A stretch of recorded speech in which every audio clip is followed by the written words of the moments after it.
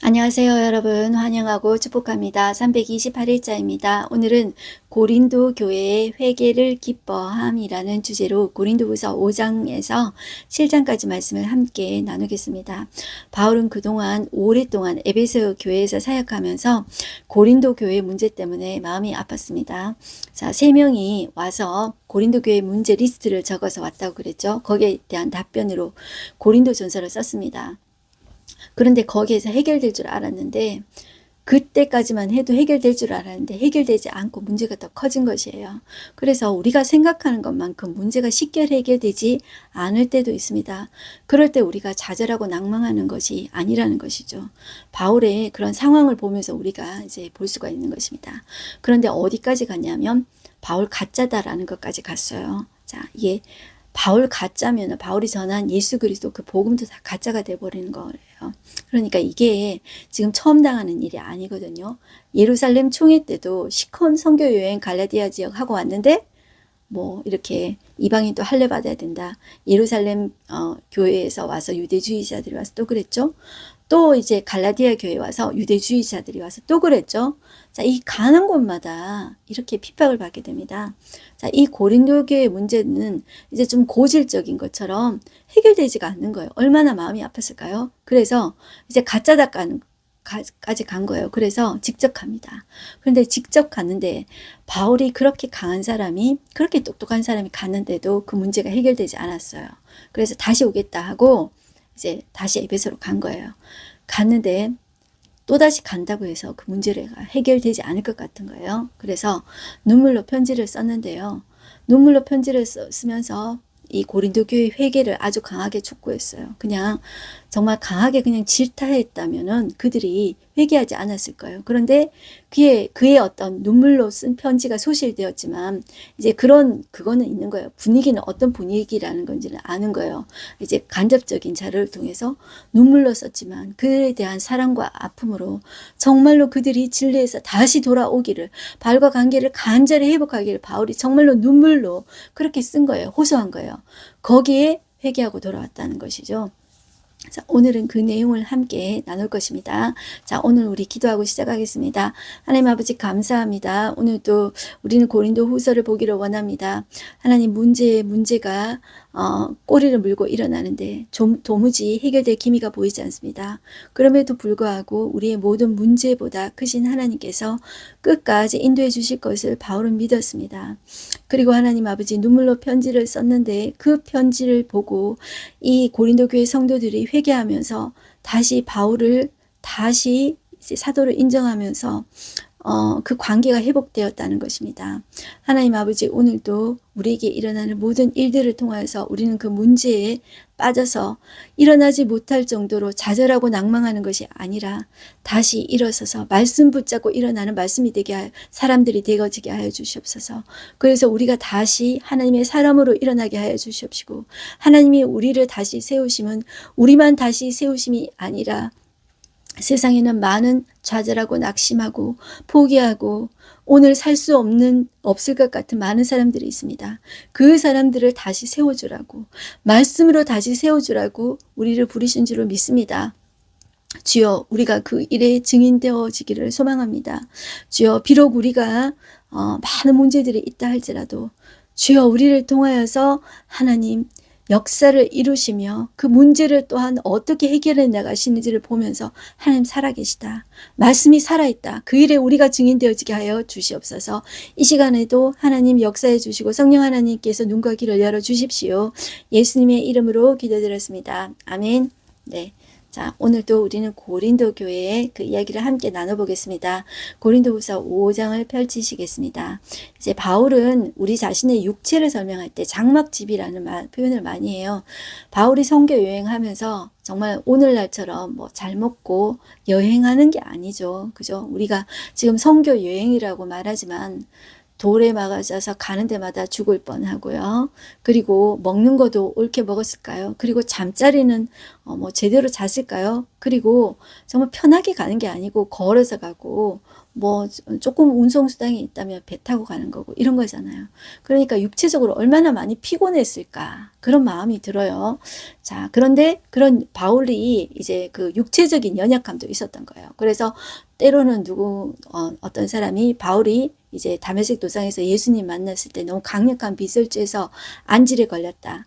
또 어떤 사람은 그 이후에 간질에 걸렸다. 그래서 경련을 사람들 앞에서 막 일으키고 그랬었다. 이런 이제 역사가 또 있습니다. 그래서 그 육체가 무너짐에 대해서 바울은 얼마나 많이 겪고 생각했을까 그런 생각이 들어요. 그래서 5장 1절 보면 만일 땅에 있는 우리의 장막집 이거는 육체를 말해요. 무너지면 육체가 무너지면 하나님께서 지으신 집 그 손으로 지은 것이 아니요 하늘에 있는 영원한 집이 우리에게 있는 줄 아느니라. 자, 육체가 무너질지라도 낭망하지 마시고요. 바울이 그랬던 것처럼 하늘에 있는 영원한 집이 우리에게 있는 줄 생각하고 우리가 자, 그것을 바라보며 이 땅을 살아내야 된다. 이 현실을 살아내야 된다. 자, 이렇게 이야기하고 있습니다. 자, 그러면서 2절 참으로 우리가 여기서 탄식하며 하늘로부터 오는 우리 처소로 더 있기를 간절히 사모하노라. 이렇게 이야기하고 있습니다. 그리고 또 이것을 보증으로 성령을 통해서 우리에게 말씀해 주신다. 이렇게 말하고 있습니다. 자, 8절 보시면 우리가 담대하여 원하는 바는 차라리 몸을 떠나 주와 함께 있는 그것이라. 차라리 나는 몸을 떠나서 주님과 함께 있고 싶다. 이 연약한 몸의 상태로 차라리 주와 함께 있고 싶다. 그런 마음이 안 들겠습니까? 우리 성도들 보면 연세 드신 보면은 꼭 이런 기도 해달라 그래요. 하나님 빨리 불러가셨으면 좋겠다고. 그 이야기를 참 많이 해요. 그리고 또 우리도 힘들 때 여러분들 그런 기도하지 않습니까? 하나님 빨리 불러가게 해달라고. 저 같은 경우에는 제가 성질이 좀 급해가지고 저는 오랫동안 내가 질병에서 고난받을 수 있을까? 물론 하나님께 저의 끝을 맡기지만 하나님 저는 그냥 자다가 기도하면서 가게 해주십시오. 그렇게 하거든요. 이제 자신이 없어서. 그래서 우리가 육체가 쇠약해질 때 우리는 그렇게 이야기하는 거예요. 바울도 그의 연약한 몸을 생각할 때 차라리 내가 몸을 떠나 주와 함께 있는 그것이라. 그렇지만 그를 계속 살려두시죠. 왜냐하면 사명이 있기 때문이에요. 계속 바울은 이제 가짜다라는 그런 이야기도 많이 들었습니다. 나중에 예루살렘에 가서 이제 잡혀가거든요. 계속 이제 가짜다는 이야기는 따라다닙니다. 그럼에도 불구하고 핍박과 동시에 하나님의 구원하심의 생명의 역사들이 바울을 통해서 드러나게 되고 이방의 복음이 전파되는 것을 우리는 계속 사도행전과 바울 서신을 통해서 우리는 볼 수가 있는 것입니다. 자, 사명이 있기 때문에 계속 살게 하시는 거예요. 그래서 우리가 어떨 때는 아무 일을 하지 못하더라도 우리의 존재만으로 하나님 하실 일이 있기 때문에 살려주는 것이다. 저는 그렇게 생각해요. 자, 그래서 9절 보시면 바울은 그런즉 우리는 몸으로 있든지 떠나 있든지 주를 기쁘시게 하는 자가 되기를 힘쓰노라. 자, 그게 너무 이제 간절한 바람이었죠. 10절. 이는 우리가 다 반드시 그리스도의 심판대 앞에 나타나게 되어 각각 선악간에 그 몸으로 행한 것을 따라 받으려 함이라. 하나님께서 심판대 앞에서 다 선악간을 판단하신다는 것이죠. 그러기에 우리가 이 땅을 살면서 우리는 저 천국에 이제 소망을 두고 이제 살아가는데, 자, 이 땅을 살면서 어떻게 살아가야 되나 했을 때 하나님께서 우리를 사랑으로 구원하시기 때문에 우리는 화목하게 하는 직분을 받은 거예요. 그래서 이제 하나님의 사랑이, 그리스도의 사랑이 우리를 얼마나 덮으셨는지를 바울을 이야기하면서 14절은 그리스도의 사랑이 우리를 강권하시는도다. 너무나도 강하게 이렇게 부어주시는 거예요. 자, 그 사랑을 이제 표현하고 계시고, 표현하고 있고, 예수님의 사랑을 계속 바울은 이야기하고 있어요. 그러면서 이 바울이 이제 그리스도 안에서 자기가 변화되고 새로운 피조물이 된 것을 고백하는데요. 자, 이것이 고린도후서 5장 17절 유명한 말씀입니다. 17절 그런즉 누구든지 그리스도 안에 있으면 새로운 피조물이라. 이전 것은 지나갔으니 보라 새 것이 되었도다. 내가 이제 새 것이 된 거예요. 새로운 피조물이 된 거예요. 모든 것이 하나님께로 써놨으며 그가 그리스도로 말미암아 우리를 자기와 화목하게 하시고 하나님과 먼저 화목하게 하신 거예요. 그리스도를 통해서 또 우리에게 화목하게 하는 직분을 주셨어요. 우리가 이 땅에 살면서 우리는 화목하게 하는 직분을 받은 존재예요. 그래서 우리가 가는 곳마다 다툼이 일어나고 분쟁이 일어나면 안 돼요.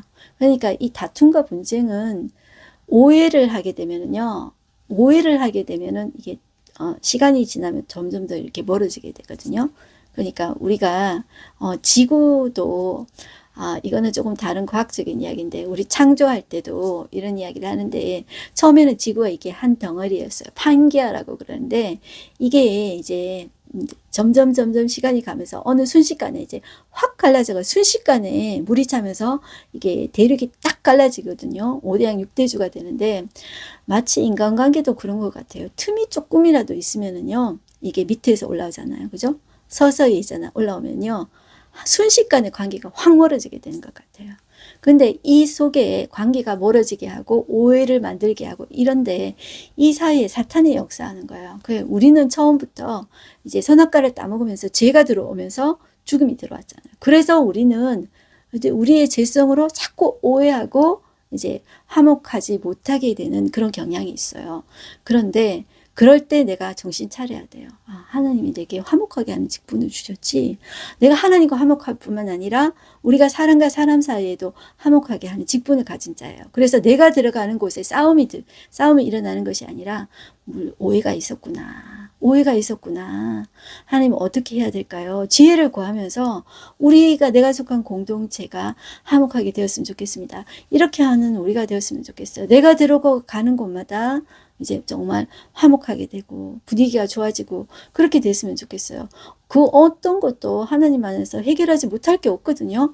근데 우리는 이게 오해가 생기고 마음이 괜히 섭섭한 마음이 들고 괜히 뭔가 뭐 이상하다 그러면은 뭔가 꺼림직하다 그러면은 있잖아요. 그죠? 사탄이 자꾸 이간질 시키고 있다. 이렇게 여러분들 우리는 생각하시면 돼요. 그래서 우리는 화목하게 하는 직분을 맡았는데 무엇을 통해서 하나님께서 하시냐면 19절 보실게요. 곧 하나님께서 그리스도 안에 계시사 세상을 자기와 화목하게 하시며 그의 죄를 그들에게 돌리지 아니하시고 화목하게 하는 말씀을 우리에게 부탁하시느니라. 이 말은 좀 많이 나와요. 화목하게 하는 말씀을 우리에게 부탁하셨어요. 그래서 우리가 무엇을 통해서 화목하게 할 수 있을까요?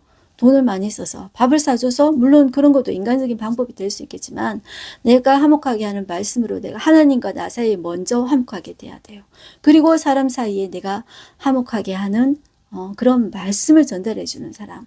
그러니까 내가 뭐 가르치기 위해서 그런 것이 아니라 나눈다고 하면 돼요. 말씀을 나도 이런 어려운 때가 있었어. 그런데 하나님 말씀이 이렇게 나를 인도해 주시더라. 이렇게 그냥 나누는 거예요. 가르친다 생각하지 말고 나눈다 이렇게 생각하면 어려움을 당한 그 사람에게도 도움을 줄 수 있지 않을까.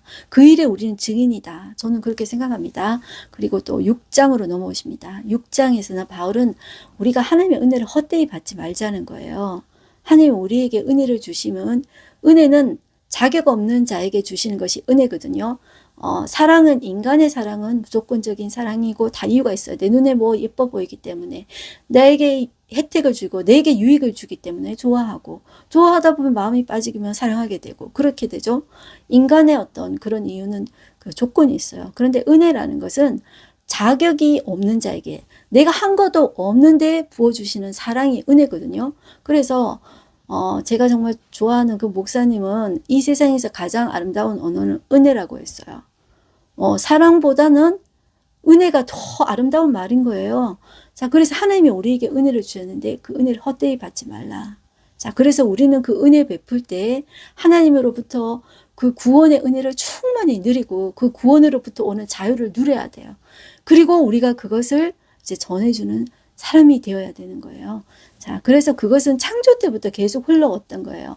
자, 6장 1절 우리가 하나님과 함께 일하는 자로서 너희를 권하니 하나님의 은혜를 헛되이 받지 말라 이르시되 내가 은혜 베풀 때 너에게 듣고 구원의 날에 너를 도왔다 하셨으니 보라 지금은 은혜 받을 만한 때요 보라 지금은 구원의 날이로다.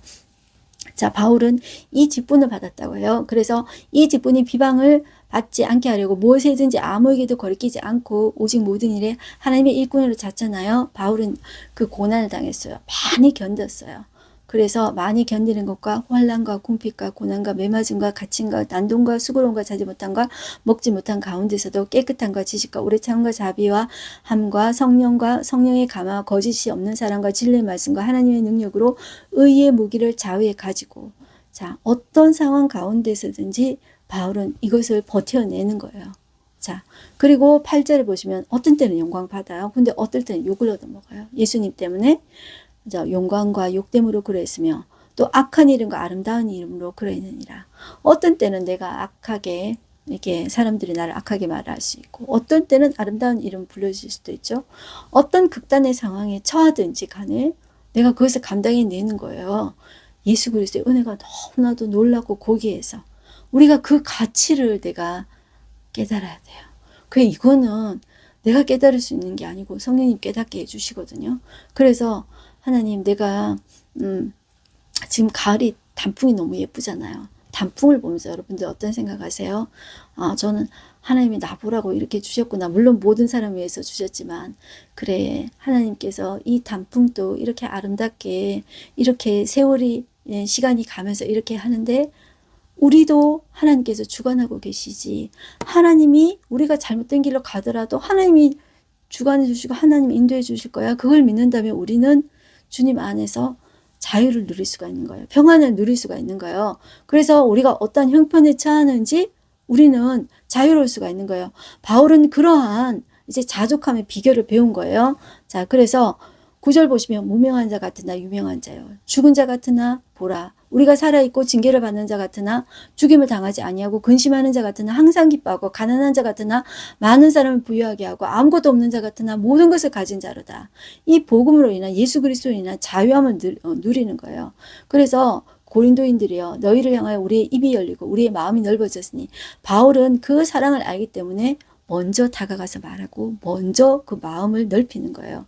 자, 상처받았다 생각하면 고린도 교회인들이 상처받았을까요? 바울이 더 상처받았을까요? 바울 가짜다 하면서 바울이 전한 복음까지 가짜다 이렇게 했기 때문에 바울이 더 상처받은 게 아닙니까? 그럼에도 불구하고 먼저 마음을 넓히고 먼저 다가가서 먼저 입을 열어 말을 한다는 것이죠. 그러니 너희도 마음을 넓히라 이렇게 이야기해요. 그래서 13절 보실게요. 내가 자녀에게 말하듯 하노니 보답하는 것으로 너희도 마음을 넓히라. 너희도 마음 좀 넓혀라 이렇게 이야기하고 있어요.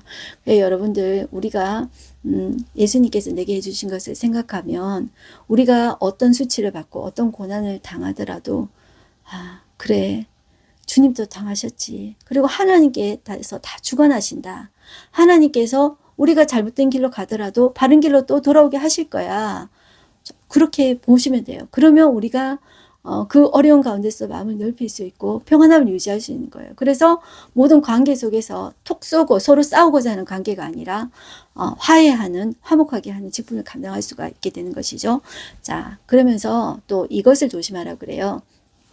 우리는 살아계신 하나님의 성전이라는 거예요. 그래서 14절에 보면 믿지 않는 자와 멍에를 같이 함께 매지 말라는 거예요. 자, 의와 불법이 어찌 함께하며 빛과 어둠이 어찌 사귀며 그리스도와 벨리알이 어찌 조화되며 믿는 자 믿지 않는 자가 어찌 상관하며 하나님의 성전과 우상이 어찌 일치가 되리요. 우리는 살아계신 하나님의 성전이라. 자, 이렇게 이야기하고 있죠. 자, 여기 보시면 벨리알이라는 게 나오는데요. 이것은 이렇게 소리 나는 대로 히브리어 소리 나는 대로 이렇게 쓴 것이 이제 벨리알인데, 이것의 원래 히브리어의 뜻은 사악, 무가치 이런 뜻이래요. 그런데 여기에서는 어떤 뜻이냐면 사탄을 의미하는 거예요. 사탄. 그리고 적그리스도 이런 거예요. 그러니까 멍에를 같이 하지 말라 그랬죠. 멍에라는 것은 우리가 농사를 지을 때 뭐 소나 낙이나 말에게 똑같이 이제 멍에를 지우는데, 이제 두 마리 이제 뭐 소를 예를 든다면 두 마리를 이렇게 목에 이렇게 딱 이제 메고 밭을 갈도록 하기 위해서 밭을 이제 쭉 가는 거죠. 근데 비슷해야 되는 거예요. 그러니까 나귀도 키가 조금 비슷해야, 말이라 그러더라도 비슷해야죠. 말과 소는 전혀 다른데 같이 이렇게 결의를 메고 밭을 갈 수가 없죠. 그죠? 비슷해야 되는 거예요. 그러니까 우리는 예수님의 가치를 최우선에 두는 사람이에요. 우리는 예수님 때문에 우리는 살 수도 있고, 예수님 때문에 우리는 소망의 끈을 놓지 않고 살 수가 있는 사람이에요. 그런데 그 예수님 모르는 사람하고 연합해가지고 우리가 어떻게 살아낼 수가 있느냐, 그건 아니라는 거예요. 이것이 어떻게 구체적으로 적용될지 여러분들 한번 생각해 보십시오.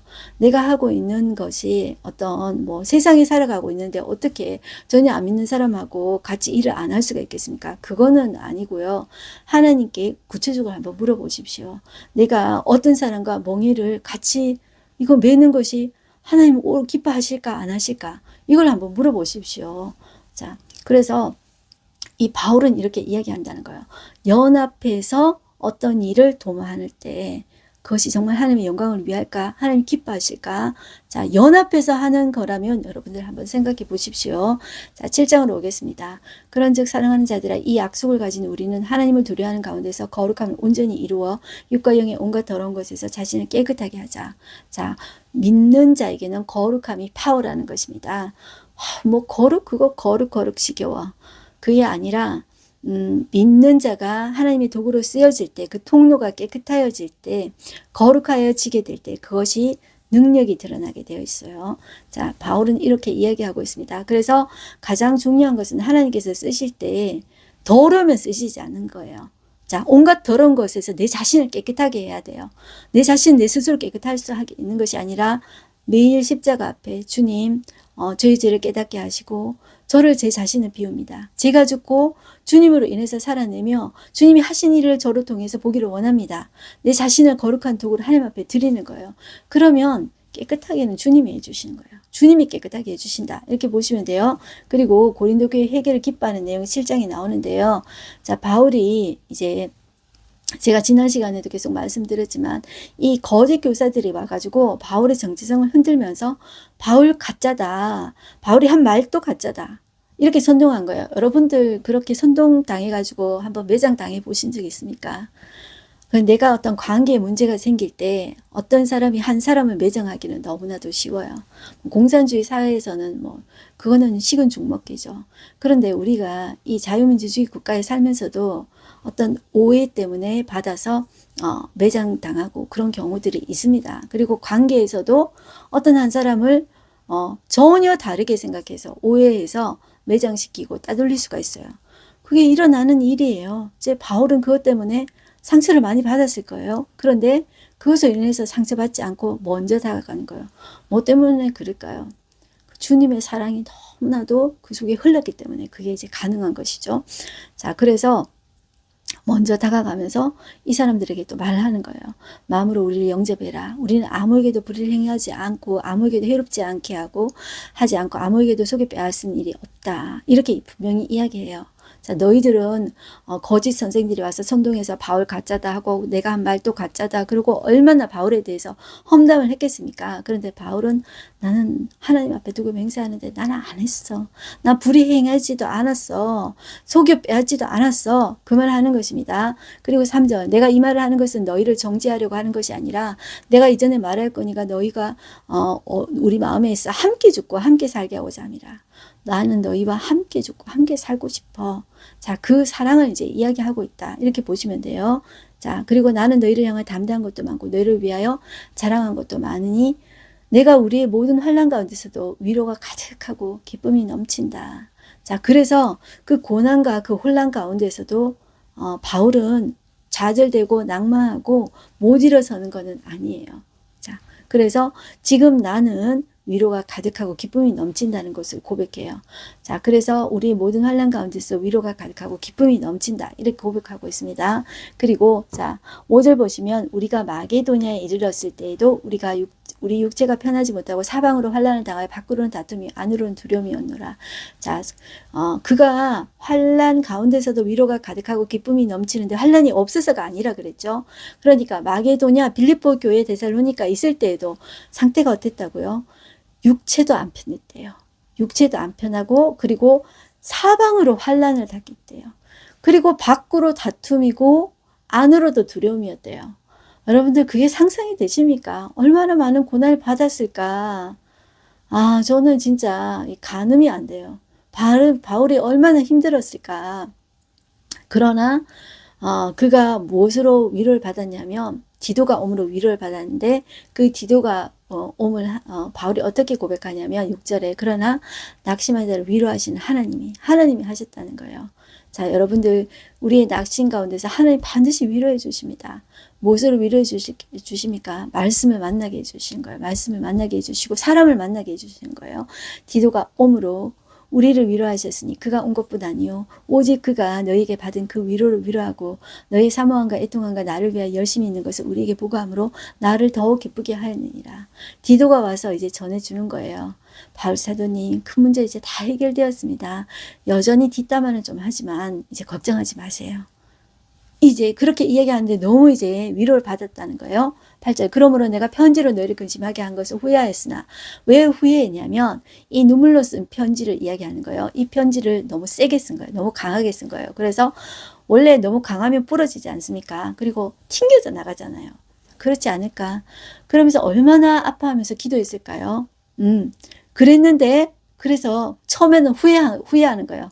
내가 너무 세게 썼다. 그렇게 하지 말 걸 후회했다는 것이죠. 그런데 지금 후회하지 않는 거예요. 왜냐하면 그 편지 때문에 그들이 회개하고 우리 바울 사도님 그런 분 아니지. 이렇게 다시 돌아서게 됐다는 거예요. 자, 그래서 지금은 후회하지 아니하면 그 편지가 너희로 잠시만 근심하게 한 줄 알미라. 내가 지금 기뻐함은 너희로 근심하게 한 까닭이 아니요 도리어 너희가 근심함으로 회개함이 이른 까닭이라. 그 근심에서 그들이 회개했다는 것이죠. 하나님의 뜻대로 근심하게 된 것은 우리에게서 아무 해도 받지 않게 하려 함이라. 자, 때로는 그 근심 때문에 우리는 이제 회개하고 하나님 앞에 더 기도하게 됩니다. 우리 성도들 중에도 그래요. 새벽기도 안 나오다가 새벽기도 나오시는 분들 보면 무슨 기도 제목이 있구나. 근심거리가 있구나. 그런 마음이 들어요. 그래도 참 그분들이 귀한 거는요. 그런 마음이 들어요. 근심거리 가운데 기도거리 가운데 하나님 떠나지 않고 하나님 앞에 오는구나. 그래서 저분이 하나님 자녀구나.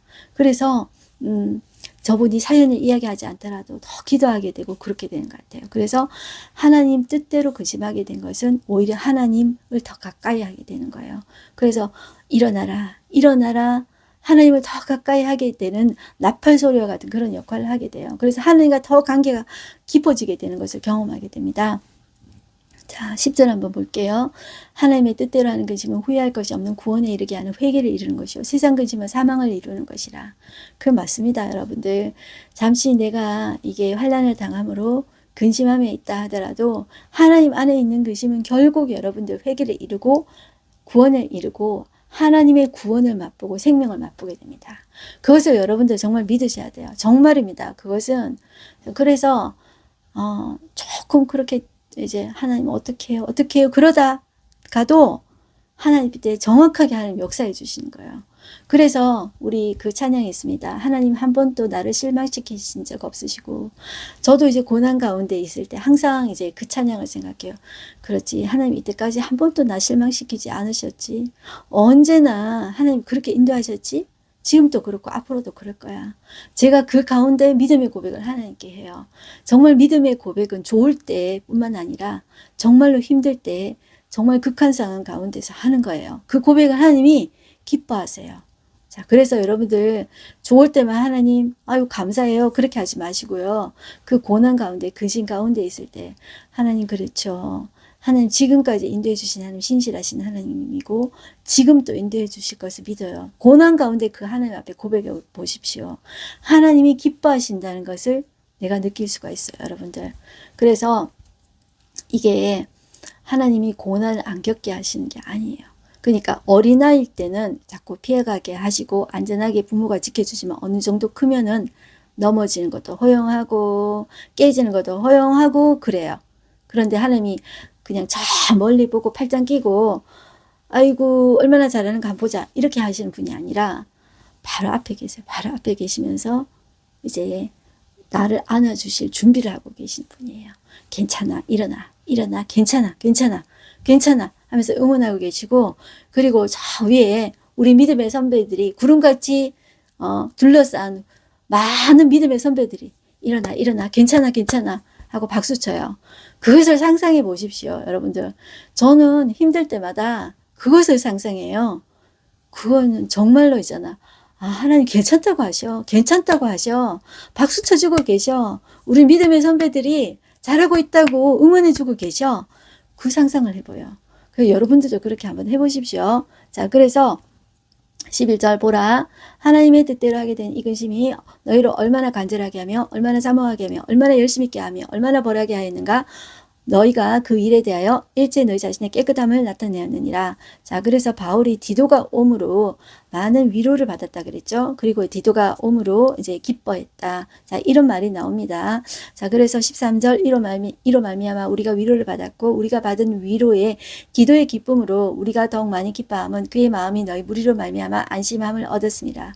내가 그에게 너희를 위하여 자랑할 것이 있더라도 부끄럽지 아니하니 우리가 너희에게 이런 말이 다 참된 것 같이 디도 앞에서 우리가 자랑한 것 것도 참되게 되도다. 디도한테 큰 소리 뻥뻥 친 것 같아요. 자, 지금은 고린도 교인들이 그렇지만 괜찮으실 거야. 그러면서 자랑을 했었다는 거예요. 너희들에 대해서. 그러면서 디도 잘 대해줘야 돼. 이런 이야기도 했을 것 같아요. 편지 끝에서. 그래서 디도도 대접을 잘 받았던 것 같아요. 자, 그런 비하인드 스토리가 있다. 자, 이렇게 좀 깔고 봐셔도 괜찮습니다, 여러분들. 이런 상상력은, 자, 15절 보시면, 그가 너희 모든 사람들이 두려움과 떨므로 자기를 영접하여 순종한 것을 생각하고 영접해 준 거예요. 디도를 환영해 준 거예요. 자, 순종한 것을 생각하고 너희를 향하여 그의 심정이 더욱 깊었다. 디도에게도 사랑이 흐르는 거예요. 바울에게도 사랑이 흐르는 거예요. 이렇게 화목하게 되었죠.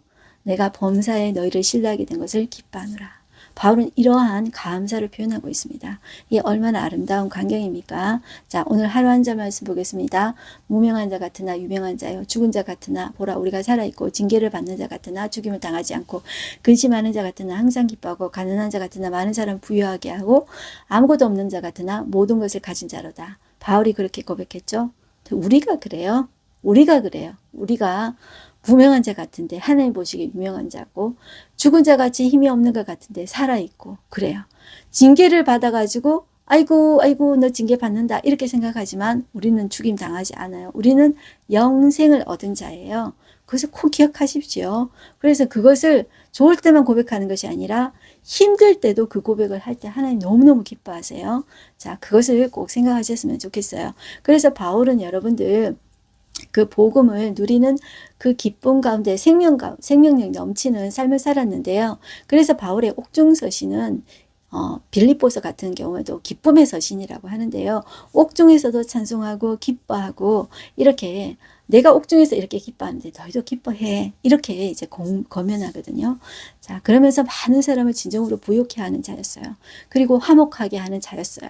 그리고 바울에게서 이제 훈련을 받은 디모데도 그렇고 디도도 그렇고 같이 이렇게 편지를 전해주면서 얼마나 이제 쓰임받는 통로로서 기뻐했을까. 감사했을까 그런 마음이 들어요. 그래서 저와 여러분들도 그런 화목하게 하는 그 직분에 쓰임받는 자 이렇게 됐으면 좋겠습니다. 그래서 우리가 가는 곳마다 그런 피스메이커 화목하게 하는 자로서의 사명을 감당하고 어떤 공동체 가운데 오해가 있을 때 오해가 있을 거야 생각하고 이 오해의 틈을 타서 사탄이 완전히 확 갈라놓지 않도록 믿음의 공동체가 하나님이 하나 되게 하신 것 같이 우리도 하나 될 수 있도록 기도하고 자 그런 사명을 감당할 수 있는 저와 여러분들이 됐으면 좋겠습니다. 네, 기도하겠습니다. 하나님 감사합니다. 오늘도 하나님 아버지 기도를 통하여서 화목하게 하는 직분을 주시고 또 하나님 이 고린도 교회 문제가 바울을 오해하고 바울 가짜다. 바울 사도 아니야. 그리고 바울 전한 말도 어떻게 믿을 수 있겠어. 이제 그게 아니라 이제 그 말도 믿게 되고 이제 오해가 풀리게 됨을 보게 됩니다.